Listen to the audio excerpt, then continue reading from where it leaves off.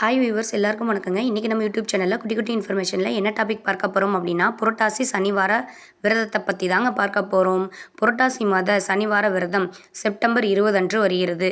செல்வம், ஆயுள், ஆரோக்கியம் ஆகிய நட்பலன்களையும் தருகின்ற விரதம் இது.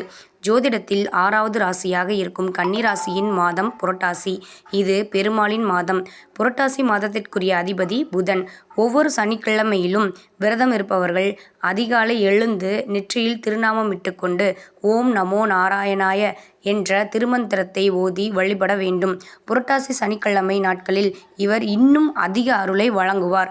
இம்மாதத்தில் உள்ள எல்லா சனிக்கிழமைகளும் பக்தர்களின் விருப்பத்தை நிறைவேற்றி வைக்கும் சனிக்கிழமை ஒரு பொழுது மட்டும் உண்டு.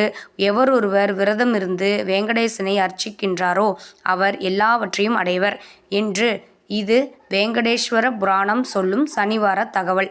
என்னங்க, இன்னைக்கு இந்த நிகழ்ச்சி பிடிச்சிருக்குன்னு நினைக்கிறேன். இந்த நிகழ்ச்சி பிடிச்சிருந்தா லைக் பண்ணுங்கள், கமெண்ட் பண்ணுங்கள், ஷேர் பண்ணுங்கள். மறந்துடாதீங்க வியூவர், சப்ஸ்கிரைப் பண்ணுங்கள். பாய்.